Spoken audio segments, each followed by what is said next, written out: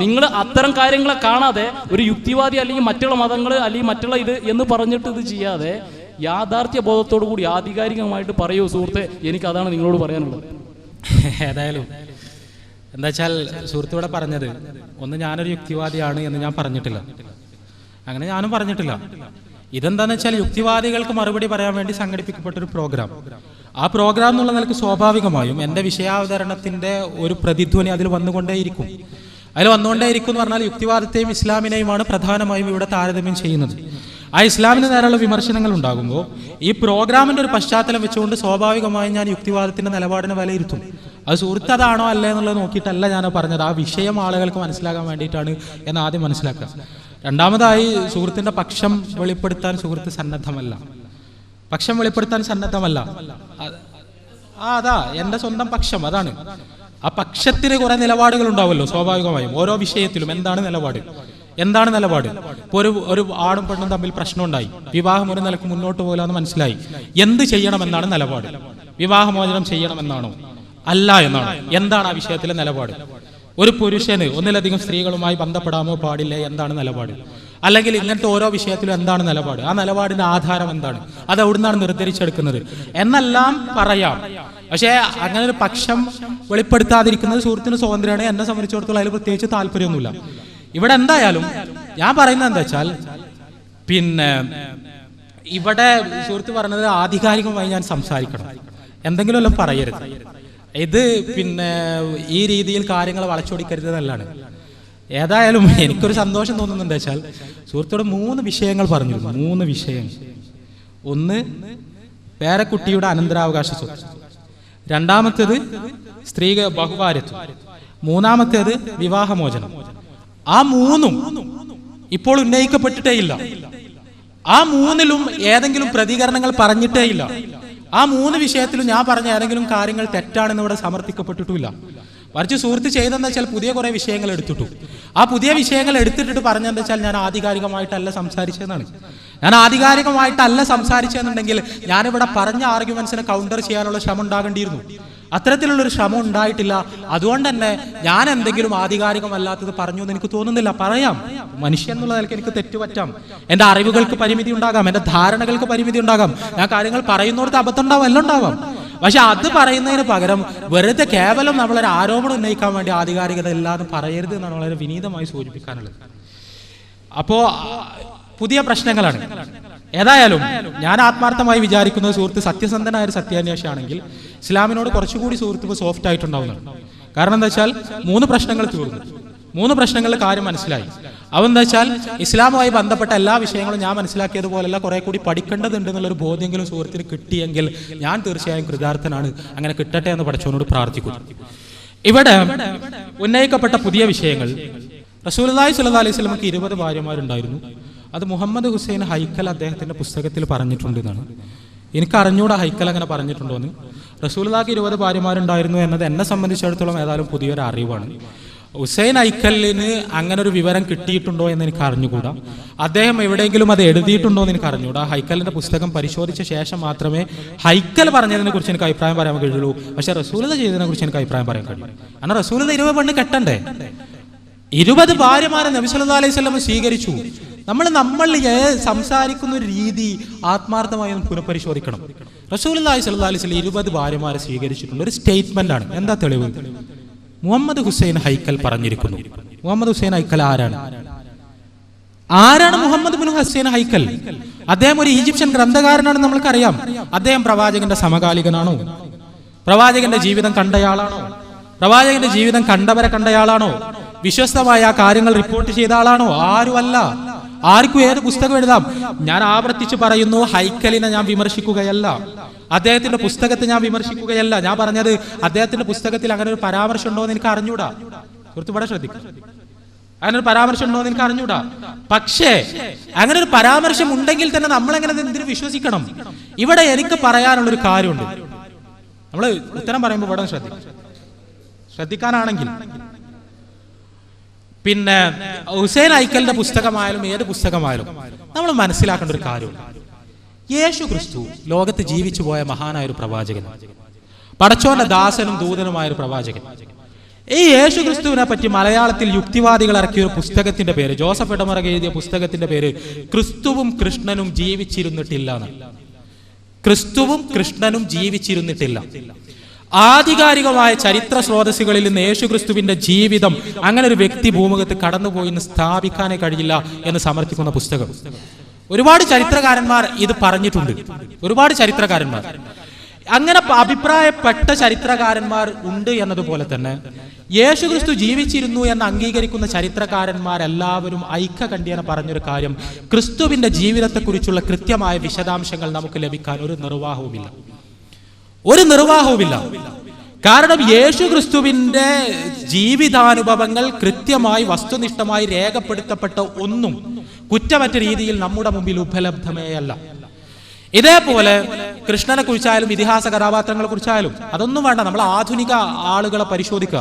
അപ്പൊ മഹാത്മാഗാന്ധി ഇന്ത്യയുടെ രാഷ്ട്രപിതാവായിരുന്നു, ചരിത്രത്തിന്റെ വെള്ളി വെളിച്ചത്തിൽ ജീവിച്ച വ്യക്തിയാണ്, ഭയങ്കര മീഡിയ അറ്റൻഷൻ കിട്ടിയ ആളാണ്, എല്ലാ ആളാണ്. പക്ഷെ ഗാന്ധിജിയുടെ ജീവിതത്തിന്റെ മുഴുവൻ രംഗങ്ങളും വസ്തുനിഷ്ഠമായി രേഖപ്പെടുത്തപ്പെട്ടു എന്ന് നമുക്ക് ആർക്കും പറയാൻ കഴിയില്ല. ഗാന്ധിയുടെ ജീവിതാനുഭവങ്ങൾ, അദ്ദേഹത്തിന്റെ ദൈനംദിന ജീവിതത്തിലെ വ്യവഹാരങ്ങൾ, ഇത് സമഗ്രമായി എവിടെയും രേഖപ്പെടുത്തപ്പെട്ടിട്ടില്ല. പക്ഷെ മുഹമ്മദ് റസൂലുള്ളാഹി സ്വല്ലല്ലാഹു അലൈഹി വസല്ലമയുടെ ജീവിതം, ആ ജീവിതത്തിന്റെ എ ടു സെഡ് വളരെ വസ്തുനിഷ്ഠമായി സമഗ്രമായി രേഖപ്പെടുത്തപ്പെട്ടിരിക്കുന്നു ലോകത്തിന് മുമ്പിൽ. അയാൾ കഴിഞ്ഞ തവണ സംസാരിച്ചപ്പോൾ പറഞ്ഞിരുന്നു ഹദീസിനെ കുറിച്ചും ഉസൂലുൽ ഹദീസിനെ കുറിച്ചും അതിന്റെ മെത്തഡോളജിയെ കുറിച്ചും അതിന്റെ പെർഫെക്ഷനെ കുറിച്ചും എല്ലാം ഞാൻ സംസാരിച്ചിരുന്നു. ഇവിടെ എന്താണെന്ന് വെച്ചാൽ റസൂലുള്ളാഹിന്റെ ജീവിതത്തിനൊരു പ്രത്യേകത. ആ പ്രത്യേകത എന്താ വെച്ചാൽ പ്രവാചകൻ ചെയ്ത ഒരു കാര്യം ചെയ്തില്ല എന്ന് വാദിക്കാൻ ഒരാൾക്കും കഴിയൂല. കാരണം അത് റെക്കോർഡാണ്. റസൂലുള്ളാഹി സ്വല്ലല്ലാഹു അലൈഹി വസല്ലം ചെയ്തത് എന്ത് എന്നുള്ളത് റെക്കോർഡാണ്. അത് നിഷേധിക്കാൻ ഒരാൾക്കും കഴിയില്ല. ഇതേപോലെ പ്രവാചകൻ ചെയ്യാത്തൊരു കാര്യം പ്രവാചകൻ ചെയ്തു എന്ന് അങ്ങോട്ട് ആരോപിക്കാൻ ആർക്കും കഴിയില്ല. കാരണം അദ്ദേഹം ചെയ്ത കാര്യങ്ങൾ എന്തൊക്കെയാണ് എന്ന് കൃത്യമായി രേഖപ്പെടുത്തപ്പെട്ടിട്ടുണ്ട്. അങ്ങനെ ആരോപിക്കാനുള്ള ശ്രമങ്ങൾ ഉണ്ടായിട്ടുണ്ട്. പ്രവാചകൻ അത് പറഞ്ഞു, ഇത് പറഞ്ഞു, പ്രവാചകൻ അത് ചെയ്തു, ഇത് ചെയ്തു എന്നെല്ലാമുള്ള വരുത്തി തീർക്കാനുള്ള ശ്രമങ്ങൾ ഉണ്ടായിട്ടുണ്ട്. ആ ശ്രമങ്ങൾ ഉസൂലുൽ ഹദീസിന്റെ സങ്കേതങ്ങൾ ഉപയോഗിച്ച് വളരെ സമർത്ഥമായി മുസ്ലിം പണ്ഡിതന്മാർ പിടികൂടുകയും തൊട്ട് കാണിക്കുകയും ചെയ്തു. ഇത് ആരോപിക്കപ്പെട്ടത്, ഇത് ആരോപിക്കപ്പെട്ടത്, ഇത് ആരോപിക്കപ്പെട്ടത്, ഇത് ശരിക്കുള്ളത്. അതിന് കൃത്യമായ മാനദണ്ഡങ്ങൾ ആവിഷ്കരിക്കാൻ അവർക്ക് കഴിഞ്ഞു. ഞാൻ സൂചിപ്പിക്കുന്നത് എന്താ വെച്ചാൽ ഇതൊരു അത്ഭുതമാണ്. എങ്ങനെ ഒരു മനുഷ്യന്റെ ജീവിത മാതൃക ഈ രീതിയിൽ പ്രിസർവ് ചെയ്യപ്പെട്ടു? ഇത്ര കാലത്തെ ചരിത്രത്തിന്റെ ഇടയ്ക്ക് ഒരു മനുഷ്യന്റെയും ജീവിത മാതൃക പ്രിസർവ് ചെയ്യപ്പെടാത്ത വിധത്തിൽ എന്തുകൊണ്ട് പ്രിസർവ് ചെയ്യപ്പെട്ടു? ഇപ്പൊ റസൂലുള്ളാഹിനെ ഇങ്ങനെ വിമർശിക്കുന്നുണ്ടല്ലോ, റസൂലുള്ളാഹി സ്വല്ലല്ലാഹു അലൈഹി വസല്ലം ഇങ്ങനെ വിമർശിച്ചുകൊണ്ടിരിക്കുന്നുണ്ട്. എന്തുകൊണ്ടാണ് ഇങ്ങനെ വിമർശിക്കാൻ കഴിയുന്നത്? വിമർശനത്തിൽ ശരിയും തെറ്റും പോട്ടെ, വേറെ ആരുടെയും വിവരങ്ങൾ ലഭ്യമേ അല്ല. ഈ പറയപ്പെട്ട ആളുകളുടെ പലരും ആചാര്യന്മാരായി കൊണ്ടു നടക്കുന്നവരുടെ പല രീതിയിലുള്ള പണ്ഡിതന്മാരുടെ അവരുടെയൊന്നും ജീവിതാനുഭവങ്ങൾ രേഖപ്പെടുത്തപ്പെട്ടിട്ടേ ഇല്ല. ആ രേഖപ്പെടുത്തപ്പെട്ടിട്ടേ ഇല്ലാത്തത് കൊണ്ട് അവരെ പ്രതിസ്ഥാനത്ത് നിർത്തി അവരെ കല്ലെറിഞ്ഞ് കുറെ കാര്യങ്ങൾ പറയാന്ന് പറഞ്ഞാൽ പ്രയാസമാണ്. കാരണം അവരെ കുറിച്ച് എന്തെങ്കിലും അറിഞ്ഞാലല്ലേ പറയാൻ കഴിയുള്ളൂ. പക്ഷെ റസൂലുള്ളാഹി സ്വല്ലല്ലാഹു അലൈഹി വസല്ലമയെ സംബന്ധിച്ചിടത്തോളം നിങ്ങൾ ആലോചിച്ച് നോക്ക്, കേരളത്തിലുടനീളം നിച്ച് ഓഫ് ട്രൂത്ത് പരിപാടികൾ നടത്തുന്നു, തുറന്ന സംവാദങ്ങൾ. ഈ തുറന്ന സംവാദങ്ങളിൽ ഇതാ മുഹമ്മദ് നബി സല്ലല്ലാഹു അലൈഹി വസല്ലമയുടെ ജീവിതം വിശുദ്ധം, അതിവിശുദ്ധം, ഒരു കളങ്ക പോലും ആരോപിക്കാൻ കഴിയില്ല എന്ന് പറഞ്ഞുകൊണ്ട് വിഷയം അവതരിപ്പിക്കുന്നു. എന്നിട്ട് സദസ്സിന് ചോദ്യങ്ങൾ ചോദിക്കാൻ പറയുന്നു. ഇത് പറയുന്നത് ചരിത്രം രേഖപ്പെടുത്തപ്പെട്ടിട്ടില്ലാത്തൊരു വ്യക്തിയെ കുറിച്ചാവുമ്പോൾ വളരെ എളുപ്പമുള്ള പണിയാണ്, വളരെ എളുപ്പമുള്ള പണി. അയാളെ കുറിച്ച് ഒന്നും അറിയില്ല, അതുകൊണ്ട് ആർക്കും ഒന്നും പറയാൻ കഴിയില്ല. പക്ഷെ ഇതെന്ന് പറഞ്ഞാൽ പ്രവാചകന്റെ ജീവിതം വസ്തുനിഷ്ഠമായി എ ടു സെഡ് രേഖപ്പെടുത്തപ്പെട്ട സാധനം ലോകത്തിന് മുന്നിൽ അവൈലബിൾ ആണ്. ലോകത്തിന് മുന്നിൽ, അറബിയിലല്ല, ഈ കണ്ട ചരിത്ര ഗ്രന്ഥങ്ങളും ഹദീസ് ഗ്രന്ഥങ്ങളും എല്ലാം ഇംഗ്ലീഷിൽ അവൈലബിൾ ആണ്, വിമർശകർക്ക് മുന്നിൽ അവൈലബിൾ ആണ്. അത്രയും വലിയൊരു സാധനം അവർക്ക് മുന്നിൽ തുറന്നു വെച്ചുകൊണ്ട് പ്രവാചകന്റെ ജീവിതത്തിന് ഇതാ ഞങ്ങൾ അതിനു നേരെ ഉന്നയിക്കപ്പെടുന്ന വിമർശനങ്ങൾക്ക് മറുപടി പറയണമെങ്കിൽ ആ ജീവിതത്തിന്റെ വിശുദ്ധിയെക്കുറിച്ചുള്ള ബോധം കൊണ്ടാണ്. ഞാൻ സൂചിപ്പിച്ചത് റസൂലുള്ളാഹി സ്വല്ലല്ലാഹു അലൈഹി വസല്ലം 20 കല്യാണം കഴിച്ചു എന്ന് സുഹൃത്ത് പറഞ്ഞതുകൊണ്ട് കാര്യമല്ല, അല്ലെങ്കിൽ ഹൈക്കൽ പറഞ്ഞിട്ടുണ്ടെങ്കിൽ എനിക്കറിയില്ല അദ്ദേഹം പറഞ്ഞിട്ടുണ്ടോ എന്ന്. അദ്ദേഹം പറഞ്ഞിട്ടുണ്ടെങ്കിലും ആര് പറഞ്ഞിട്ടുണ്ടെങ്കിലും അതിന് തെളിവ് വേണം. അതാ ഞാൻ പറഞ്ഞത്, നബി എന്ത് ചെയ്തു എന്ത് ചെയ്തില്ല എന്നുള്ള ചരിത്രത്തിൽ റെക്കോർഡാണ്. അങ്ങോട്ട് പോകണം. പ്രവാചകന്റെ സഹാബിമാർ പറഞ്ഞതുണ്ടോ? അദ്ദേഹത്തിന്റെ ഭാര്യമാർ പറഞ്ഞതുണ്ടോ? വേറെ ആരെങ്കിലും പറഞ്ഞതുണ്ടോ? അത് കുറ്റമറ്റ രീതിയിൽ ഉദ്ധരിക്കപ്പെട്ടിട്ടുണ്ടോ? എവിടെയാണ് ഉദ്ധരിക്കപ്പെട്ടിട്ടുള്ളത്? എവിടെയാണ് രേഖപ്പെടുത്തപ്പെട്ടിട്ടുള്ളത്? ആരിലൂടെയാണ് ആ വിവരം കൈമാറി വന്നിട്ടുള്ളത്? അത് പറയാത്തടത്തോളം കാലം അത്തരം ഒരു ആരോപണത്തോട് സംവദിക്കാൻ നമുക്ക് നിവൃത്തിയില്ല. രണ്ടാമതായി റസൂലുള്ളാഹി സ്വല്ലല്ലാഹു അലൈഹി വസല്ലം അദ്ദേഹം ഭാര്യമാർക്കിടയിൽ അനീതി കാണിച്ചു. കാരണം ഖദീജ റളിയല്ലാഹു അൻഹ മരിച്ചതിന് ശേഷം ആയിഷ റളിയല്ലാഹു അൻഹ കല്യാണം കഴിച്ചു. അത് എന്താണ് ഒരു അനീതി എന്ന് എനിക്ക് അറിഞ്ഞുകൂടാ. ഖദീജ റളിയല്ലാഹു അൻഹയെ റസൂലുള്ളാഹി സ്വല്ലല്ലാഹു അലൈഹി വസല്ലം ഖദീജ റളിയല്ലാഹു അൻഹയുടെ മരണശേഷം വിവാഹം കഴിച്ചത് സൗദ റളിയല്ലാഹു അൻഹയാണ് എന്നാണ് പ്രബലമായ പണ്ഡിതാഭിപ്രായം. ഈ സൗദ റളിയല്ലാഹു അൻഹ ആരാന്ന് ചോദിച്ചാൽ ഇസ്ലാമിന്റെ ആരംഭഘട്ടത്തിൽ അബിസീനിയയിലേക്ക് ഹിജ്റ പോയതാണ് സൗദ റളിയല്ലാഹു അൻഹയും അവരുടെ ഭർത്താവ് സക്രാൻ റളിയല്ലാഹു അൻഹു. ഈ സക്രാൻ റളിയല്ലാഹു അൻഹു അബിസീനിയയിൽ വെച്ച് മരിച്ചു. വിശ്വാസ സംരക്ഷണാർത്ഥം പലായനത്തിന് പോയതാണ് ഒരു ക്രിസ്ത്യൻ നാട്ടിൽ. ഇവിടെ വെച്ച് സക്രാൻ റളിയല്ലാഹു അൻഹു മരിച്ചു. മരിച്ച സമയത്ത് സൗദ അനാഥയായി. ഒരു വിദേശ നാട്ടിൽ ആദർശം സ്വീകരിച്ചു എന്നുള്ളതിന്റെ പേരിൽ ഒരു സ്ത്രീ, അതും ആ സ്ത്രീ അവിടെ അനാഥയായി. അവരുടെ വയസ്സ് എന്ന് പറഞ്ഞാൽ 60 വയസ്സ് കഴിഞ്ഞിട്ടുണ്ട്. 60 വയസ്സ് കഴിഞ്ഞ സൗദ റളിയല്ലാഹു അൻഹ റസൂലുള്ളാഹി സ്വല്ലല്ലാഹു അലൈഹി വസല്ലമയുടെ ആദർശം സ്വീകരിച്ച് ഹിജ്റ പോയതാണ് സ്വന്തം ഭർത്താവിന്റെ കൂടെ. അവിടെ വെച്ച് ഭർത്താവ് മരിച്ചു. ഇവർ അനാഥയായി. സ്വീകരിക്കണ്ടേ? ആര് സ്വീകരിക്കും? ഇവിടെ ആരാണ് ഇതിന്റെ കാരണക്കാരൻ? ആരാണ് ഇവിടെ ഹിജ്റക്ക് നിമിത്തമായത്? ആരാണ് സൗദ റളിയല്ലാഹു അൻഹയുടെ പ്രയാസങ്ങൾക്ക് നിമിത്തമായത്? റസൂലുള്ളാഹ്. സൗദ ഒരു തെറ്റും ചെയ്തിട്ടില്ല. റസൂലുള്ളാഹി സ്വല്ലല്ലാഹു അലൈഹി വസല്ലം നടത്തിയ ആദർശ പ്രബോധനം സ്വീകരിച്ചു. ആ സ്വീകരിച്ചതിന്റെ പേരിൽ സ്വന്തം നാട്ടിൽ നിന്ന് ബഹിഷ്കരിക്കപ്പെട്ട് അപ്പുറത്തൊരു നാട്ടിലെത്തി. ഭർത്താവ് മരിച്ചു, അനാഥയായി. ഏറ്റെടുക്കേണ്ട ധാർമ്മിക ഉത്തരവാദിത്തമുള്ള ഒരു നേതാവ് എന്ന നിലയിൽ റസൂലുള്ളാഹി സ്വല്ലല്ലാഹു അലൈഹി വസല്ലം ഉണ്ടായിരുന്നു. ഖദീജ റളിയല്ലാഹു അൻഹ മരിച്ചതിന് ശേഷം നബി കെട്ടിയത് 66 വയസ്സുള്ള സൗദ റളിയല്ലാഹു അൻഹയെ. ഇവര് നമ്മുടെ ആളുകളുടെ പ്രസംഗം കേട്ടാൽ റസൂലുള്ളാഹിന്റെ അത്ര വലിയ ഒരു എന്താണ് പദം എനിക്ക് ഉപയോഗിക്കാൻ കഴിയില്ല. ആ രീതിയിൽ ആസക്തിയുള്ള ഒരു മനുഷ്യനിലാണ്. നിങ്ങൾക്കറിയോ, റസൂലുള്ള ജീവിച്ചത് 25 വയസ്സ് വരെ, പ്രവാചകനാകുന്നത് വരെയും അതിനുശേഷം പ്രവാചകനായി 40 വയസ്സാകുന്നത് വരെയും റസൂലുള്ളാഹി സ്വല്ലല്ലാഹു അലൈഹി വസല്ലം ജീവിച്ചത് മക്കയിലാണ്. മക്കയുടെ അന്നത്തെ സാമൂഹ്യ സാഹചര്യം അറിയുമോ? വ്യഭിചാരം ഒരു തിന്മയായി പോലും പരിഗണിക്കപ്പെട്ടിട്ടില്ലാത്ത സാമൂഹ്യ സാഹചര്യം. ഒരു തിന്മയായി പോലും പരിഗണിക്കപ്പെട്ടിട്ടില്ലാത്ത സാഹചര്യം. ആർക്കും ആരെയും വ്യഭിചരിക്കാം. ഉക്കാല ചന്തയിൽ സ്ത്രീകളെ ഇന്നത്തെ മുതലാളിത്തം നിർത്തുന്നത് പോലെ അന്നത്തെ ജാഹിലിയത്ത് ഉക്കാല ചന്തയിലെ സ്ത്രീകളെ മാറ് പ്രദർശിപ്പിച്ച് അർദ്ധനഗ്നരായി ഉക്കാല ചന്തയിൽ നിർത്തും. ഇഷ്ടമുള്ളവർക്ക് ഇഷ്ടമുള്ള പെണ്ണിനെ കൊണ്ടുപോകും. സ്ത്രീകൾ സ്വന്തമായി ആണുങ്ങളെ വീട്ടിലേക്ക് ക്ഷണിച്ചു വരുത്തും. എന്നിട്ട് അവസാനത്തെ ഏത് വാപ്പാന്റെ കുട്ടിയാണെന്ന് മനസ്സിലാക്കാൻ വേണ്ടി കാലളക്കാണ് ചെയ്യാം. ഓരോ ബന്ധപ്പെട്ട പുരുഷന്മാരുടെ മുഴുവൻ കാല് നോക്കിയിട്ട് കുഞ്ഞിന്റെ കാലിന് ആരുമായിട്ടാണ് സാമ്യം നോക്കിയിട്ട് പിതാവിനെ തീരുമാനിക്കുന്നത്. ഇതിൽ അധാർമികമായി എന്തെങ്കിലും ഉള്ളതായി അവരാരും വിചാരിച്ചിട്ടേയില്ല. ഇവിടെ റസൂലുള്ളാഹി സ്വല്ലല്ലാഹു അലൈഹി വസല്ലം എന്ന് പറഞ്ഞാൽ ആരായിരുന്നു മക്കക്കാർക്ക്? അല്ലമീൻ, സത്യസന്ധൻ, വിശ്വസ്തൻ. ഈ വിലപിടിപ്പുള്ള സാധനങ്ങൾ സൂക്ഷിക്കാൻ പ്രവാചകനെയാണ് ഏൽപ്പിക്കുക. റസൂലുള്ളാഹി സ്വല്ലല്ലാഹു അലൈഹി വസല്ലമയാണ് തർക്കങ്ങളിൽ മധ്യസ്ഥനാക്കുക. അവർക്കിടയിൽ അംഗീകരിക്കപ്പെട്ട സുമുഖനായ സുന്ദരനായ ഖുറൈശ് ഗോത്രത്തിൽപ്പെട്ട ബനൂ ഹാഷിം കുടുംബത്തിൽപ്പെട്ട എല്ലാ അംഗീകാരങ്ങളും ഉള്ള ഒരു ചെറുപ്പക്കാരൻ. പ്രവാചകന് വേണമെങ്കിൽ എത്ര സ്ത്രീകളുടെ അടുത്ത് പോകാമായിരുന്നു, എത്ര സ്ത്രീകൾ പ്രവാചകന്റെ അടുത്ത് വരുമായിരുന്നു, എത്ര ആളുകളുമായി ബന്ധപ്പെടാമായിരുന്നു, ഈ രീതിയിലുള്ള ബന്ധങ്ങൾ സ്ഥാപിക്കാമായിരുന്നു. ഏറ്റവും കടുത്ത വിമർശകർക്കെങ്കിലും പറയാൻ കഴിയുമോ, റസൂലുള്ളാഹി സ്വല്ലല്ലാഹു അലൈഹി വസല്ലമയുടെ 25ാമത്തെ വയസ്സിൽ അദ്ദേഹം വിവാഹിതനാകുന്നത് വരെ ഏതെങ്കിലും ഒരു സ്ത്രീയുമായി ഏതെങ്കിലും അർത്ഥത്തിലുള്ള ഒരു ബന്ധം ആർക്കെങ്കിലും പറയാൻ പറ്റും? ആർക്കും കഴിയൂല എന്ന് പറഞ്ഞാൽ അങ്ങനെ ഒരു ബന്ധം ഉണ്ടായിട്ടേ ഇല്ല. ഇവർ പറയുന്നത് പോലെയാണ് കാര്യമെങ്കിൽ ഇത്രയും അരാജകമായ ഒരു സാമൂഹ്യ സാഹചര്യത്തിൽ ഈ തോന്നിവാസങ്ങളായി പോലും പരിഗണിക്കപ്പെടാത്തൊരു സമയത്ത് തനിക്ക് എല്ലാ അംഗീകാരങ്ങളും ഉണ്ടായിരുന്ന ഒരു കാലത്ത് റസൂലുള്ളാഹി സ്വല്ലല്ലാഹു അലൈഹി വസല്ലം എന്തുകൊണ്ട് ചെയ്തില്ല? എന്നിട്ട് 25ാമത്തെ വയസ്സിൽ കല്യാണം കഴിച്ചു. 40 വയസ്സ് കഴിഞ്ഞ ഖദീജ റളിയല്ലാഹു അൻഹ, 6 മക്കളുടെ ഉമ്മ, വിധവ അല്ലേ? ആ ഖദീജ റളിയല്ലാഹു അൻഹ മരിക്കുന്നത് വരെ വേറെ കല്യാണമില്ല. ഖദീജ റളിയല്ലാഹു അൻഹ മരിച്ചപ്പോൾ കല്യാണം കഴിച്ചത് 60 വയസ്സ് കഴിഞ്ഞ സൗദ റളിയല്ലാഹു അൻഹ. ഇവരാരെയാണ് ഈ പറയുന്ന വിമർശകർ യഥാർത്ഥത്തിൽ വഞ്ചിക്കാൻ ശ്രമിക്കുന്നത്? റസൂലുള്ളാഹി സ്വല്ലല്ലാഹു അലൈഹി വസല്ലമയുടെ ജീവിതത്തെക്കുറിച്ച് ഇപ്പറയുന്ന വസ്തുതകളോട് സംവദിക്കാൻ നാം സന്നദ്ധമാകാത്തത് എന്തുകൊണ്ടാണ്? അതിന്റെ ശേഷം ആയിഷ റളിയല്ലാഹു അൻഹ കല്യാണം കഴിച്ചു. വല്ല പ്രശ്നം തന്നെയാണ്. 9 വയസ്സായിട്ടുള്ളൂ. മഹാത്മാഗാന്ധി എത്രാമത്തെ വയസ്സിലാണ് കല്യാണം കഴിച്ചു? നമ്മുടെ രാഷ്ട്രപിതാവായ ഗാന്ധിജി എത്രാമത്തെ വയസ്സിൽ എത്ര വയസ്സായ പെൺകുട്ടിയെയാണ് കല്യാണം കഴിച്ചത്?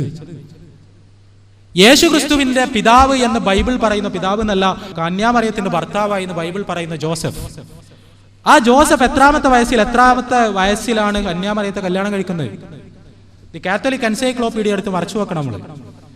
യേശു ക്രിസ്തുവിന്റെ പിതാവായി അറിയപ്പെട്ട ജോസഫിന് 90 വയസ്സ് കഴിഞ്ഞ സമയത്ത് കേവലം 12 or 13 വയസ്സുള്ള മറിയത്തെ കല്യാണം കഴിച്ചു.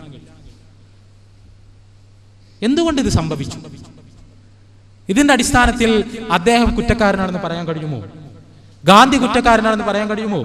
EMS നമ്പൂതിരിപ്പാട് കുറ്റക്കാരനാന്ന് പറയാൻ കഴിയുമോ? കേരളത്തിലെ ഏറ്റവും വലിയ പുരോഗമനവാദിയും ഏറ്റവും വലിയ മാർക്സിസ്റ്റും യുക്തിവാദി പ്രസ്ഥാനത്തിന്റെ സഹയാത്രികനും അല്ലാണല്ലോ EMS നമ്പൂതിരിപ്പാട്. ഒന്ന് അന്വേഷിച്ചു നോക്ക്, വെറുതെ ഒന്ന് അന്വേഷിച്ചു നോക്ക്, EMS നമ്പൂതിരിപ്പാട് എത്രാമത്തെ വയസ്സിലാണ് കല്യാണം കഴിച്ചത്? ഞാൻ പറയുന്നത് ഈ ആളുകളെല്ലാം ചെയ്തത് തെറ്റാണോ? എന്റെ വീക്ഷണം തെറ്റല്ല എന്ന്. എന്തുകൊണ്ട് തെറ്റല്ല? നമ്മൾ എന്തുകൊണ്ടാണ് ഇത്രാമത്തെ വയസ്സിൽ കല്യാണം കഴിക്കുന്നത് തെറ്റാണെന്ന് പറയുന്നത്? ഇന്ത്യയിൽ ഒരു നിയമമുണ്ട്, 18 വയസ്സായിട്ടേ പെൺകുട്ടികളെ കെട്ടിക്കാൻ പാടുള്ളൂ. ആ നിയമം ഉണ്ടായത് എന്നാണ്?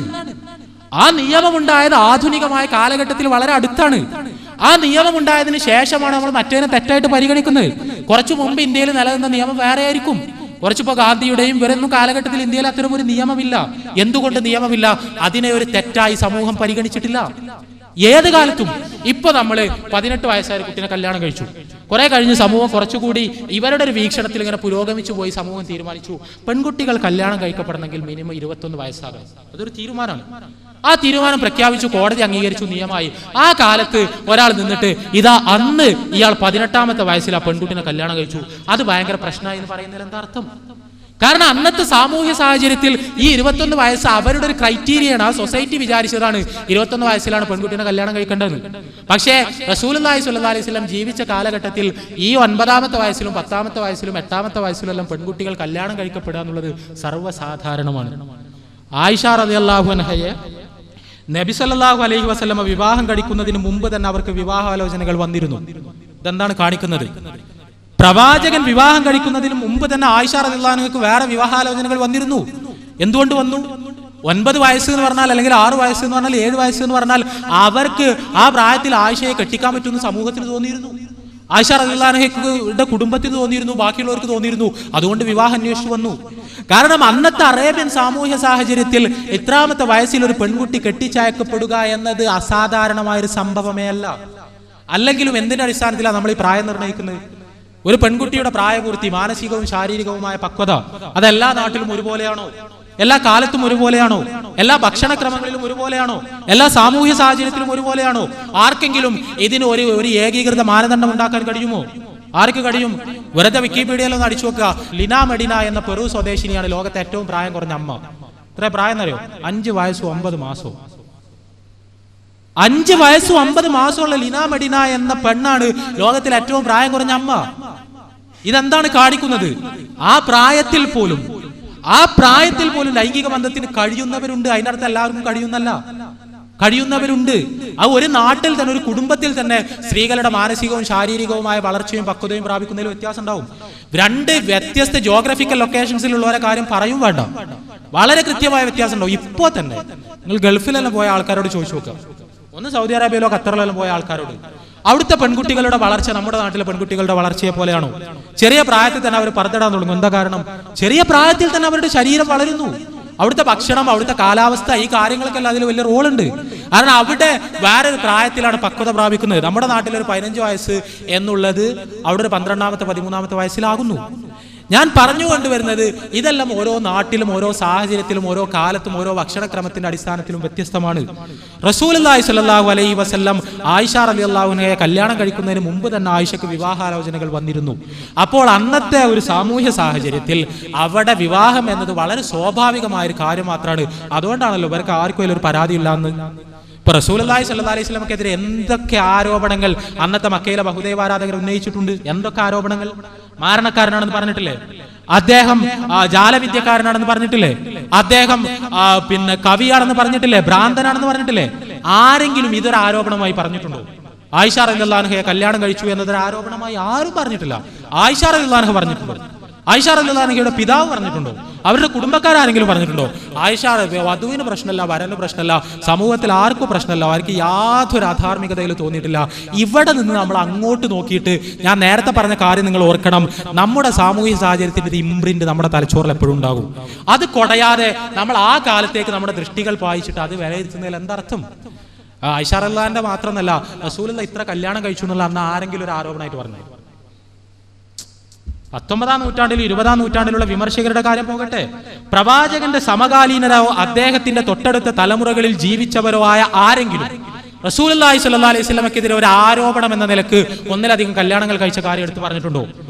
ആരും പറഞ്ഞിട്ടില്ല. എന്തുകൊണ്ട് പറഞ്ഞിട്ടില്ല? അന്നത്തെ സമൂഹത്തിൽ അത് സർവ്വസാധാരണമായിരുന്നു. റസൂലുള്ളാഹി സ്വല്ലല്ലാഹി അലൈഹി വസല്ലം കുറെ ഭാര്യമാരെ സ്വീകരിച്ചു എന്നുള്ളത് ആ സമൂഹത്തിൽ ഒരു ഇഷ്യൂ ആയിട്ട് പോലുമില്ല, ആരും മൈൻഡ് ചെയ്തിട്ട് പോലുമില്ല. കാരണം അത് എല്ലാവർക്കും ഉള്ള സംഭവമാണ്, ആ സമൂഹത്തിന്റെ ഒരു സ്വാഭാവികതയാണ്. ഇതാണ് ഞാൻ പറഞ്ഞത്, നമ്മുടെ കാലത്തിന്റെ ഇംപ്രിൻസ് തലച്ചോറിൽ വെച്ച് നമ്മൾ അങ്ങോട്ട് നോക്കാൻ ശ്രമിക്കരുത്. നമ്മൾ ആ കാലത്തിന്റെ സാഹചര്യങ്ങളെയും സാധ്യതകളെയും കൃത്യമായി പരിഗണിക്കാൻ നമ്മൾ പഠിക്കണം. പിന്നെ സൗദാർ റളിയല്ലാഹു അൻഹയുടെ വിഷയം ഭാര്യാ പദവി ആയിഷ റളിയല്ലാഹു അൻഹയ്ക്ക് വിട്ടുകൊടുത്തതല്ല. സൗദാർ റളിയല്ലാഹു അൻഹയുടെ വിഷയം എന്താ വെച്ചാൽ, സൗദാർ റളിയല്ലാഹു അൻഹയ്ക്ക് ഒരുപാട് പ്രായമായിരുന്നു. ഓരോ പ്രായത്തിലും പെണ്ണിന് കിട്ടേണ്ട പരിഗണനകൾ വ്യത്യസ്തമാണ്, തീർച്ചയായും വ്യത്യസ്തമാണ്. ഈ വ്യത്യസ്തമാണെന്ന് പറയുമ്പോൾ ഒരു യുവതിയായ സ്ത്രീക്ക് കിട്ടേണ്ട പരിഗണന, അവളുടെ ശാരീരികമായ ആവശ്യങ്ങൾ, ആ ആവശ്യങ്ങളല്ല ആ പ്രായത്തിലുള്ളൊരു സ്ത്രീക്ക് കിട്ടേണ്ട പരിഗണന. ആ പ്രായത്തിൽ നമ്മൾക്കറിയാം സ്ത്രീകളുടെ മെനോപോസ് എന്ന് പറയുന്ന സംഭവം, ആ മെനോപോസിനെ തുടർന്നുണ്ടാകുന്ന മാനസികമായ വ്യത്യാസങ്ങൾ, അവരുടെ ശാരീരിക പ്രവർത്തനങ്ങളിൽ ഉണ്ടാകുന്ന വ്യത്യാസങ്ങൾ, മെനോപോസിന് ശേഷം ഒരു പെണ്ണ് ആഗ്രഹിക്കുന്നത് എന്ത്, അതിന് മുമ്പ് എന്താണ് ആഗ്രഹിക്കുന്നത്, അതിലെല്ലാം വ്യത്യാസമുണ്ട്.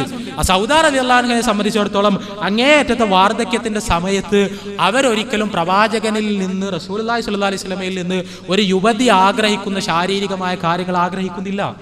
അവർക്ക് വേണ്ടത് പ്രവാചകന്റെ പരിലാളനയാണ്, പ്രവാചകന്റെ സുരക്ഷയാണ്, പ്രവാചകന്റെ തലോടലാണ്, അത് മാത്രമാണ്. സൗദാർ റളിയല്ലാഹു അൻഹു പറഞ്ഞത്, ആ തലോടലുകളും ഇതും കാര്യങ്ങളും എനിക്ക് കിട്ടിക്കൊണ്ടിരുന്നാൽ മതി, എനിക്കൊരു ഊഴം ആവശ്യമില്ല. കാരണം അത് ആയിഷ റളിയല്ലാഹു അൻഹ, ചെറുപ്പക്കാരിയായ ആയിഷ റളിയല്ലാഹു അൻഹയ്ക്ക് കൊടുത്തു. അത് പറഞ്ഞാൽ എന്താ തെറ്റ്? അത് പറഞ്ഞാൽ എന്താ എത്ര വലിയ തെറ്റ്? ഇത് റസൂൽ എന്ന് പറഞ്ഞാൽ അതുകൂടി മനസ്സിലാക്കണം. റസൂലുള്ളാഹി സ്വല്ലല്ലാഹി അലൈഹി വസല്ലം സൗദാർ റളിയല്ലാഹു അൻഹയോട് പോയി പറഞ്ഞൊരു കാര്യമല്ലത്. സൗദാർ റളിയല്ലാഹു അൻഹയുടെ ആവശ്യങ്ങൾ വെച്ചിട്ട്, അവരുടെ പ്രായത്തിൽ വന്ന വ്യത്യാസം അനുസരിച്ചിട്ട് ആയിഷ റളിയല്ലാഹു അൻഹയുടെ കാര്യങ്ങൾ പരിഗണിച്ചിട്ട് സൗദാർ റളിയല്ലാഹു അൻഹ എടുത്തൊരു തീരുമാനം, ആ തീരുമാനം എന്ന് മാത്രമേ അതിലുള്ളൂ. അതിൽ പ്രവാചകൻ എന്താണ് റോള് എന്ന് പോലും എനിക്ക് സത്യം പറഞ്ഞാൽ മനസ്സിലായിട്ടില്ല. പിന്നെ അടുത്ത പ്രശ്നം, ഭൗതികവാദികളുടെ മേൽ ലൈംഗികത ഒരു അരാജക ഇത് എന്നുള്ള അർത്ഥത്തിൽ അടിച്ചേൽപ്പിക്കുന്നു. ഇസ്ലാമിൽ മുത്തുവാ വിവാഹത്തിന് അനുവാദമുണ്ട്, ഇന്നും ഷിയാ വിഭാഗക്കാർക്ക് അനുവാദമുണ്ട്. ഷിയാ വിഭാഗക്കാർക്ക് മുത്തുവാ വിവാഹത്തിനൊന്നല്ല, കഞ്ചാവ് അടിക്കാനും വ്യഭിചരിക്കാനും എല്ലാം അനുവാദമുണ്ട്. അതെന്താന്ന് വെച്ചാൽ വേറൊരു സാധനമാണ്. അത് ഇസ്ലാമിന്റെ അധ്യാപനങ്ങളെ, ഖുർആനും ഹദീസിനെ അട്ടിമറിച്ചിട്ട് വേറൊരു സാധനം ഉണ്ടാക്കി പോയതാണ്. അവരുടെ സ്വന്തമായ ചിന്തകളുടെ അടിസ്ഥാനത്തിൽ ഉണ്ടാക്കി പോയതാണ്. അവരുടെ നിയമങ്ങൾ നമുക്ക് മേലെ ആരോപിക്കുന്നതിൽ യാതൊരു അർത്ഥമല്ല.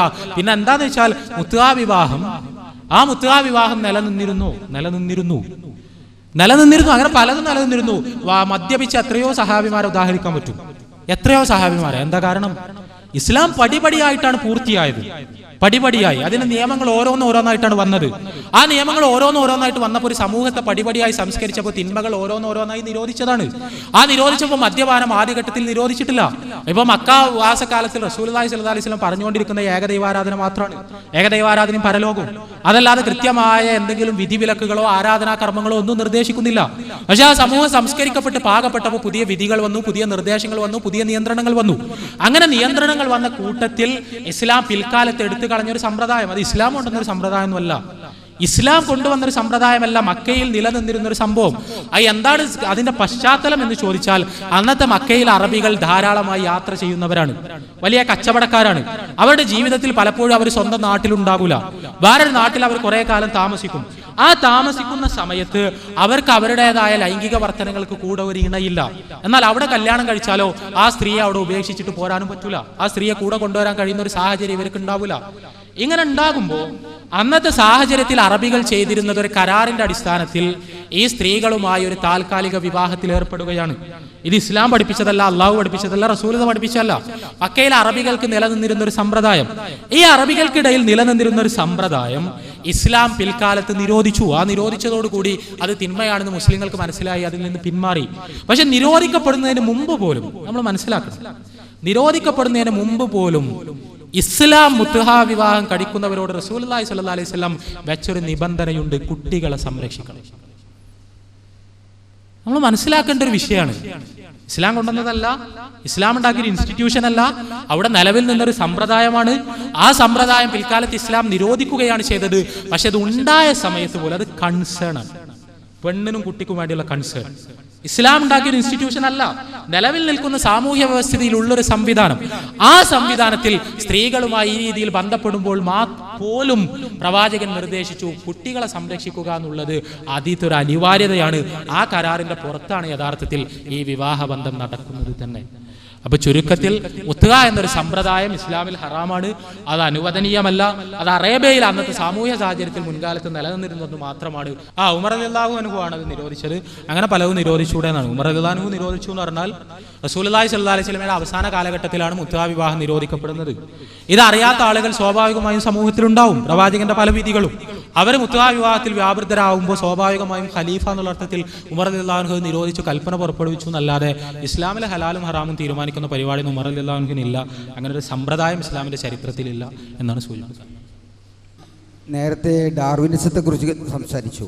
അപ്പോൾ ഡാർവിനിസത്തെ കുറിച്ച് വായിച്ച സമയത്ത് ഇവിടെ ഒരു സോഷ്യൽ ഡാർവിനിസം എന്ന് പറഞ്ഞാൽ എന്തോ ഒരു സംഭവം ഉണ്ടെന്ന് കിട്ടും. എന്താണെന്ന് അറിയാനൊരു താല്പര്യമുണ്ട്. വേറൊരു കാര്യം, ഇവിടെ കഴിഞ്ഞ യുക്തിവാദികളുടെ പരിപാടിയിലെ ഒരു പ്രധാനപ്പെട്ട പ്രാസംഗികൻ എന്ന് വെച്ചാൽ മലപ്പുറം ജില്ലാ യുക്തിവാദി സംഘത്തിൻ്റെ പ്രസിഡൻ്റായ സംസ്ഥാന വൈസ് പ്രസിഡൻ്റ് ആയിരുന്ന വ്യക്തി പറഞ്ഞത്, കുട്ടികളെ, അതുമാത്രമല്ല സീരോയുദ്ധരുടെ നാസ്തികനായ ദൈവത്തിലും അദ്ദേഹം പറയുന്നുണ്ട്, നമ്മളെല്ലാമായി മതവിശ്വാസികൾ മതസാഹചര്യത്തിൽ കുട്ടികളെ വളർത്തിയിട്ട് ആ ഒരു തെറ്റായ ധാരണ കുട്ടികളിൽ രൂഢമൂലമായതുകൊണ്ട് അവരെല്ലാം ഒരു വിഭ്രാന്തി കടിപ്പെട്ട് ആ മതജീവിതം നയിക്കുകയാണ്. എന്ന് വെച്ചാൽ രവിചന്ദ്രൻ ഉപയോഗിച്ച വാക്ക് മതവെള്ളത്തിൽ ജീവിക്കുന്ന ജലജീവികളായി മാറുന്നു കുട്ടികളെന്ന് പറഞ്ഞത്. അതിവിടെ ആവർത്തിക്കപ്പെട്ടു, വേറെ രീതിയിലാണെങ്കിൽ വേറെ വാക്കുകളിലാണെങ്കിൽ, കാരണം അത് പ്രസംഗമായതുകൊണ്ട് എനിക്ക് ഓർക്കുന്നില്ല. പക്ഷേ ഇവിടെ എൻ്റെ കയ്യിൽ 2011 ഡിസംബറിലൊക്കെ യുക്തിവിചാരമാണ്. യുക്തിവിചാരത്തിൽ 2 ലേഖനങ്ങളിൽ നിന്നാണ് ഞാൻ വായിക്കുന്നത്. എന്നാൽ മക്കൾ പരാതി പറയുന്നവരൊക്കെ തന്നെ ഭാര്യയെയും കുട്ടികളെയും അവരുടെ വഴിക്ക് വിട്ട ശേഷം ഏകാംഗ യുക്തിവാദവുമായി നടക്കുന്നവരാണ്. വ്യക്തി സ്വാതന്ത്ര്യത്തിൻ്റെ മുട്ടാപ്പോക്കുകൾ, എന്താ വാക്കെന്ന് എനിക്കറിയില്ല, മുട്ടാപ്പോക്കുകളിൻ്റെ അർത്ഥം എന്ന് എനിക്കറിയില്ല. മുട്ടാപ്പോക്കുകൾ ഇത്തരക്കാർക്ക് കൂട്ടിനുണ്ട്. ഞാൻ വായിച്ചു, ക്ലിയർ അല്ല മുസ്തഫ, ക്ലിയർ അലിക്ക് വേണ്ടി, ക്ലാരിറ്റിക്ക് വേണ്ടി ഞാൻ വായിക്കുകയാണ്. കാരണം ഇത് വായിച്ചിട്ട് വേണം ഉത്തരം പറയേണ്ടതുണ്ടെങ്കിൽ ഇതിലെ കാര്യങ്ങൾ വ്യക്തമാകണം. അതുകൊണ്ട് ഞാൻ വായിക്കുകയാണ്. എന്നാൽ മക്കൾ പരാതി പറയുന്നവരൊക്കെ തന്നെ ഭാര്യയെയും കുട്ടികളെയും അവരുടെ വഴിക്ക് വിട്ട ശേഷം ഏകാംഗ യുക്തിവാദവുമായി നടക്കുന്നവരാണ്. വ്യക്തി സ്വാതന്ത്ര്യത്തിൻ്റെ മുട്ടാപ്പോക്കുകൾ ഇത്തരക്കാർക്ക് കൂട്ടിനുണ്ട്. അവരുടെ ഭാര്യ, കുട്ടി എന്നിവരെ പറ്റി സംഘാംഗങ്ങൾക്ക് അറിവ് പോലും ഉണ്ടാകില്ല. യുക്തിവാദി സംഘം നടത്താറുള്ള സമ്മേളനങ്ങൾ, കുടുംബ സംഗമങ്ങൾ, കുട്ടിക്കൂട്ടായ്മകൾ, ഇതിലൊന്നും ഇവരുടെ സാന്നിധ്യമുണ്ടാകാറില്ല. അത്തരം കാര്യങ്ങൾ വീട്ടിൽ പറയാത്തവരുമായിരിക്കും പലരും. ഇവരുടെ പരാതികൾക്ക് ചെവി കൊടുക്കേണ്ടതില്ല. ഇനി അടുത്ത ഖണ്ഡിക. ഇന്നുള്ള യുക്തിവാദികളെല്ലാം ഏതെങ്കിലും ജാതി മതത്തിൽ നിന്ന് വരുന്നവരാണ്. തങ്ങളുടെ മതങ്ങൾ അന്ധവിശ്വാസങ്ങളാണ് എന്ന് ബോധ്യപ്പെട്ടതിൻ്റെ അടിസ്ഥാനത്തിലാണ് അവർ യുക്തിവാദികളായി മാറിയത്. അതുകൊണ്ട് തന്നെ സ്വന്തം മക്കളെ യുക്തിവാദികളായിട്ട് തന്നെ വളർത്തി വലുതാക്കുന്നതിൽ മാതാപിതാക്കൾക്ക് കടമയുണ്ട്. അതവരുടെ അവകാശമാണ്, അഭിമാന പ്രശ്നവുമാണ്. ഈ നിലപാടിൽ നിന്നുകൊണ്ട് സ്കൂളിലെ പ്രവേശന ഫോറത്തിൽ ജാതി മതത്തിൽ കോളത്തിൽ മതി. ഓക്കെ, ഒന്ന് ആദ്യത്തെ ഖണ്ഡിക വായിച്ചത്, ഇവിടെ 2 പരിപാടിയിൽ പങ്കെടുക്കുമെന്ന് പറഞ്ഞു, പക്ഷെ ഞാൻ കണ്ടിട്ടില്ല. രാജഗോപാൽ വാഗത്താനം എന്ന് ഇവിടെ ഈ തിരൂർ പരിപാടിയിൽ 2 പ്രാവശ്യം പങ്കെടുക്കുമെന്ന് പറഞ്ഞ ആളാണ്. രാജഗോപാൽ വാഗത്താനാണ് എഴുതിയത്. രണ്ടാമത് ലാസർ തേർമാട് എന്ന് പറയുന്ന പോലെ ഒരു ഡോക്ടറാണ് എഴുതിയത്. അയാളൊരു പ്രശസ്തനായ എഴുത്തുകാരനാണ്, യുക്തിവാദി എഴുത്തുകാരനാണ്. അപ്പോൾ ഇവർ പറയുന്നത് യുക്തിവാദികൾ കുട്ടികളെ അതുപോലെ വളർത്തണം എന്നാണ്, യുക്തിവാദിയായിട്ട് തന്നെ വളർത്തണം. മാത്രമല്ല ശ്രീ രവിചന്ദ്രൻ്റെ ബ്ലോഗിൽ നോക്കിയാൽ മൈ സൺസ് ബ്ലോഗ് എന്ന് പറഞ്ഞിട്ടൊരു ലിങ്ക് കാണാം. ആ ലിങ്കിൽ പോയി നമ്മൾ നോക്കുമ്പോൾ അത് സി രവീന്ദ്രൻ്റെ മകനാണ്. അവിടെ നമ്മൾ ക്ലിക്ക് ചെയ്താൽ അവിടെ നമുക്ക് കാണാം വേറെ ലിങ്ക്, മൈ ഫാദേഴ്സ് ബ്ലോഗ്. ഇവരൊക്കെ യുക്തിവാദികളായി ചെറുപ്പത്തിലെ വളർത്തിക്കൊണ്ടുവരികയാണ്. പക്ഷെ മതങ്ങൾ മതവിശ്വാസികളായി കുട്ടികളെ വളർത്താൻ പാടില്ല എന്ന്, അത് വിഭ്രാന്തി കടിപ്പെടാനുള്ള സാധ്യതയാണെന്നും പറയുന്നു. അത് ഒരു കാര്യം. വേറെ കാര്യം നേരത്തെ പറയും സോഷ്യൽ ഡാർവിനിസം എന്താണെന്ന് അറിയാനുള്ള താല്പര്യമുണ്ട്. അത് സോഷ്യൽ ഡാർവിനിസം അതെന്താണെന്ന് പറഞ്ഞു തന്നാൽ തിരക്കില്ല. അപ്പം ആദ്യമായ ആ വൈരുദ്ധ്യമാണ് നിങ്ങൾ പറയുന്നത്. മതം മക്കളെ പഠിപ്പിക്കരുത്, 18 വയസ്സാകുമ്പോൾ സ്വതന്ത്രമായി തിരഞ്ഞെടുക്കാൻ അനുവദിക്കണം എന്നൊരു വശത്ത് പറയുമ്പോൾ, യുക്തിവാദികൾ മക്കളെ യുക്തിവാദികളായി തന്നെ വളർത്തണം എന്ന് അവരുടെ മാസികകളിൽ അവകാശപ്പെടുന്നു. ഇതിന്റെ വൈരുദ്ധ്യം ഇവിടെ സൂചിപ്പിക്കപ്പെട്ട രണ്ട് കാര്യങ്ങൾ. ഒന്ന്, സോഷ്യൽ ഡാർവിനിസം എന്താണ്, അതൊന്ന് വിശദീകരിക്കണമെന്ന് കഴിഞ്ഞ എൻ്റെ പ്രസംഗത്തിൽ ഞാനത് ഒന്ന് സൂചിപ്പിച്ചു പോയിരുന്നു എന്നാണ് എൻ്റെ ഓർമ്മ. സോഷ്യൽ ഡാർവിനിസം എന്ന് പറഞ്ഞാൽ ഡാർവിൻ്റെ പരിണാമവാദത്തിൻ്റെ ഒരു പ്രതിധ്വനി എന്ന നിലക്ക് സോഷ്യൽ സയൻസിൽ ഉണ്ടായ ഒരു പ്രസ്ഥാനമാണ്. സോഷ്യൽ ഡാർവിനിസം ചെയ്തത് ഡാർവിൻ്റെ പരിണാമവാദം, ആ പരിണാമവാദം മനുഷ്യവംശത്തിന് ബാധകമാക്കുകയാണ്. വേറെ രീതി പറഞ്ഞാൽ എന്താണെന്ന് വെച്ചാൽ, ഡാർവിൻ സിദ്ധാന്തിച്ചത് ഈ മൃഗങ്ങളിൽ നിന്ന് പരിണമിച്ചിട്ടാണ് മനുഷ്യരുണ്ടായത്. ഈ ഒരു സിദ്ധാന്തത്തെ സോഷ്യൽ സയൻസിൽ അപ്ലൈ ചെയ്തുകൊണ്ട് സോഷ്യൽ ഡാർവിനിസം അടിസ്ഥാനപരമായി പറഞ്ഞത് മനുഷ്യരിലുള്ള വ്യത്യസ്ത വർഗ്ഗങ്ങൾ, ഈ വ്യത്യസ്ത വർഗ്ഗങ്ങൾ പരിണാമ വൃക്ഷത്തിന്റെ വ്യത്യസ്ത സന്ദർഭങ്ങളിൽ ഉടലെടുത്തവരാണ്. വ്യത്യസ്ത സന്ദർഭങ്ങളിൽ ഉടലെടുത്തവരാണെന്ന് പറഞ്ഞാൽ ഒരു റേസ്, ഒരു വർഗം, ആ വർഗം പരിണാമ ചരിത്രത്തിൽ ഒരു സന്ദർഭത്തിൽ ഉടലെടുത്തു, അതൊരു പ്രത്യേക സ്പീഷീസ് ആണ്. വേറെ റേസ് വേറൊരു പ്രത്യേക സ്പീഷീസ് ആണ്. സ്പീഷീസ് എന്ന് പറഞ്ഞാൽ പദത്തിന്റെ യഥാർത്ഥ അർത്ഥത്തിലല്ല. ഇവയൊക്കെ പരിണാമത്തിൽ വ്യത്യസ്ത രീതികളിൽ രൂപം കൊണ്ട വർഗ്ഗങ്ങളാണ്. അങ്ങനെ രൂപം കൊണ്ട വർഗ്ഗങ്ങൾ എന്ന് പറയുമ്പോൾ ഈ വർഗ്ഗങ്ങൾക്ക് വ്യത്യസ്തങ്ങളായ കഴിവുകളാണുള്ളത്. ഇപ്പോൾ പരിണാമ വൃക്ഷത്തിൽ നമ്മൾക്കറിയാം, അതിന്റെ ഏറ്റവും ഉയരത്തിലാണ് മനുഷ്യൻ നിൽക്കുന്നത്. മനുഷ്യനാണ് പരിണാമ വൃക്ഷത്തിൽ ഏറ്റവും ഉന്നതൻ. ഇത് മനുഷ്യരിലെ വ്യത്യസ്ത വർഗ്ഗങ്ങൾ പരിണാമ വൃക്ഷത്തിന്റെ വ്യത്യസ്ത ചില്ലകളിലാണ് സ്ഥിതി ചെയ്യുന്നത് എന്ന് പറയുമ്പോൾ മനുഷ്യരിലെ വ്യത്യസ്ത വർഗ്ഗങ്ങൾ തമ്മിൽ വ്യത്യാസങ്ങളുണ്ട് എന്ന് പറയുന്നു. ഒരു വർഗ്ഗം നല്ല വർഗ്ഗമാണ്, ഒരു വർഗ്ഗം കൂടുതൽ കഴിവുകളുള്ള വർഗ്ഗമാണ്, മറ്റേ വർഗ്ഗം അധമമാണ്, മറ്റേ വർഗ്ഗം പരിണാമ വൃക്ഷത്തിൽ കുറച്ചുകൂടി താഴെയാണ് എന്ന ധാരണ അത് ഉൽപ്പാദിപ്പിക്കുന്നു.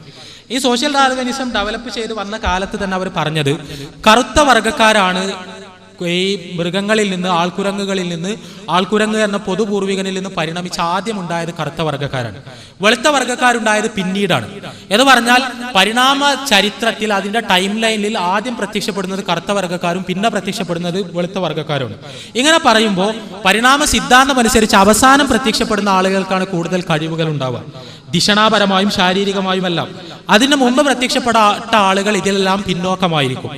ഈ ഒരു സങ്കല്പത്തിന്റെ അടിസ്ഥാനത്തിൽ ലോകത്തെ വെളുത്ത ആളുകൾക്കാണ് നല്ല മേധാശക്തിയുള്ളത്, ദിഷണാശക്തിയുള്ളത്, അവരാണ് ലോകം ഭരിക്കേണ്ടത്, അവരുടെ ആധിപത്യമാണ് ലോകത്ത് പുലരേണ്ടത്, കറുത്ത വർഗ്ഗക്കാർ അവരുടെ അടിമകളായി നിലകൊള്ളേണ്ടവരാണ് എന്ന് ഡാർവിന്റെ പരിണാമ സിദ്ധാന്തത്തിന്റെ അടിസ്ഥാനത്തിൽ വ്യാപകമായി സമർത്ഥിക്കപ്പെട്ടു.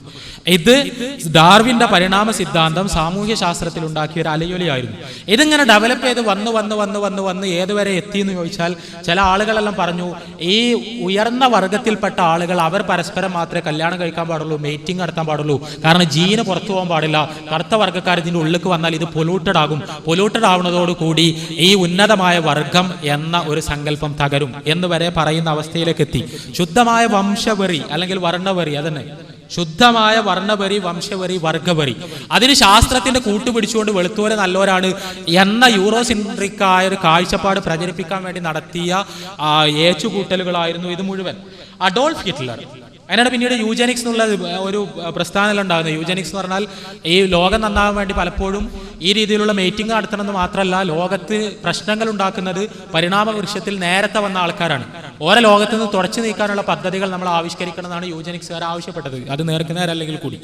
അഡോൾഫ് ഹിറ്റ്ലർ അദ്ദേഹത്തിന്റെ നാസി കാലഘട്ടത്തിൽ ജർമ്മനിയിൽ നടത്തിയ ഹോളോകോസ്റ്റ് നമുക്കറിയാം. ഈ ഹോളോകോസ്റ്റിന്റെ തന്നെ അടിസ്ഥാനം യഥാർത്ഥത്തിൽ യൂജനിക്സിന്റെ വേറൊരു വേർഷൻ ആയിരുന്നു, അല്ലെങ്കിൽ സോഷ്യൽ ഡാർവിനിസത്തിന്റെ വേറൊരു വേർഷൻ ആയിരുന്നു. അഡോൾഫ് ഹിറ്റ്ലർ പറഞ്ഞാൽ എന്താ വെച്ചാൽ, ആര്യന്മാരാണ് പരിണാമ വൃക്ഷത്തിൽ ഏറ്റവും മുകളിലുള്ളത്, ബാക്കിയുള്ളവരെല്ലാം അതിന്റെ താഴെയാണ്. അപ്പൊ ആര്യന്മാരാണ് ഏറ്റവും ഉഷാറ്, അവരാണ് എല്ലാ രംഗത്തും മുന്നിട്ട് നിൽക്കുന്നത്, ദിഷണാശക്തിയിൽ പ്രത്യേകിച്ചു.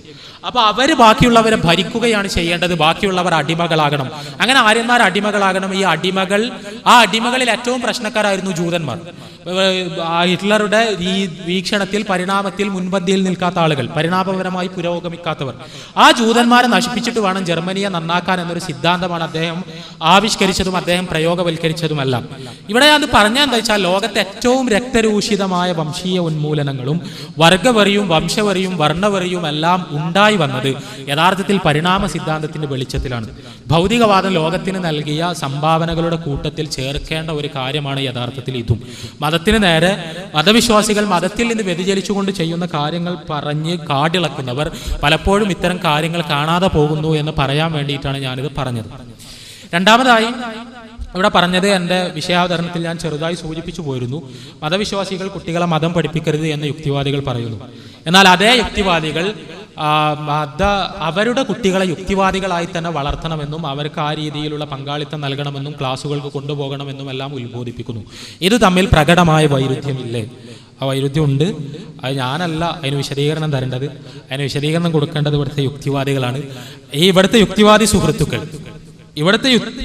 സുഹൃത്തുക്കൾ ഇത്രയും പരിപാടികൾ നടന്നു കഴിഞ്ഞ സ്ഥിതിക്ക് ഈ ഒരു വൈരുദ്ധ്യത്തിന് ഇവിടെയുള്ള നാട്ടുകാർക്ക് അവരുമായുള്ള സംസാരങ്ങളിലെങ്കിലും ഒരു വിശദീകരണം നൽകും എന്ന പ്രതീക്ഷയോടുകൂടി ഞാൻ അവസാനിപ്പിക്കുന്നു.